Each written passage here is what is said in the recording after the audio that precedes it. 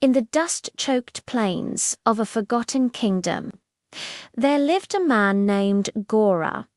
They didn't call him a king or a warrior, though he had the blood of both. They called him Bohemian Ghora, a name whispered in taverns and sung by traveling bards. He wasn't born into this life of wandering, he was forged in it. His story begins not with a crown, but with a betrayal. Ghora was the second son of a powerful chieftain destined for a life of comfort and command. His older brother Kale was the heir-strong, proud, and deeply envious. While Ghora found solace in art, music, and the ancient stories of their people, Kale saw only weakness. He craved the throne, and he saw Ghora not as a brother, but as a rival who, despite his gentle nature, held the people's affection. The day their father passed, the kingdom mourned. But Kale saw his opportunity. Under the cloak of a moonless night, he framed Ghora for a heinous crime, conspiring with a rival clan to seize power. He produced forged letters, paid off false witnesses, and stood before the council with tears in his eyes, decrying his own brother's treachery.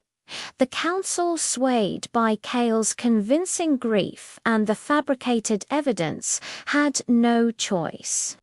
Ghora was stripped of his title, his name, his home. He was banished, cast out to wander the wilds as an exile, forced into a world he never knew. Ghora's soft hands grew calloused. His poet's heart learned the rhythm of survival. He traded his fine silks for leather and his silver flute for a sharpened blade. He learned to hunt, to track, to read the stars. He met others who lived on the fringes of society, merchants with secrets, healers with forbidden knowledge, and forgotten soldiers nursing old grudges.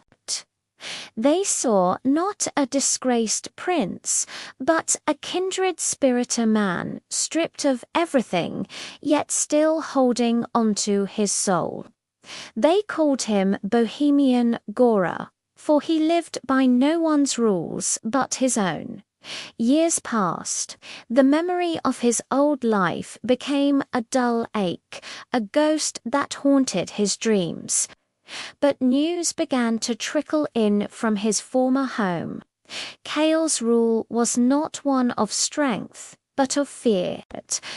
The granaries were empty, the people were hungry, and the neighboring clans, once allies, now circled like vultures. Kale had the crown, but he lacked the wisdom to rule. The kingdom was crumbling from the inside out. One evening, staring into his campfire, Ghora made a decision. He was no longer the boy who was cast out. He was a leader, forged in the crucible of exile. His people, the outcasts and the forgotten, looked to him. They were a motley crew, a patchwork army with no banner, but they were loyal. They were his tribe. He realized his destiny was not to reclaim a title he'd lost, but to save the people his brother was destroying. The journey back was not one of vengeance, but of reclamation. He didn't ride to the castle gates demanding his throne. Instead, he moved through the villages, a whisper of hope in the darkness. He used his knowledge of the land to find food, his connections with the outcasts to create supply lines, and his artist's heart to inspire a beaten-down populace. He reminded them of the old songs, the stories of unity and strength. He was not fighting for a crown. He was fighting for the soul of his kingdom.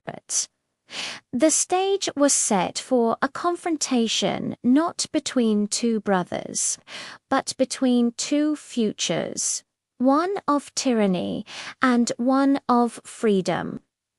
This is the story of Bohemian Ghora, a prince who became a wanderer who became a legend. What happens when the exile returns? Subscribe to our channel to follow his epic journey. Thanks for watching.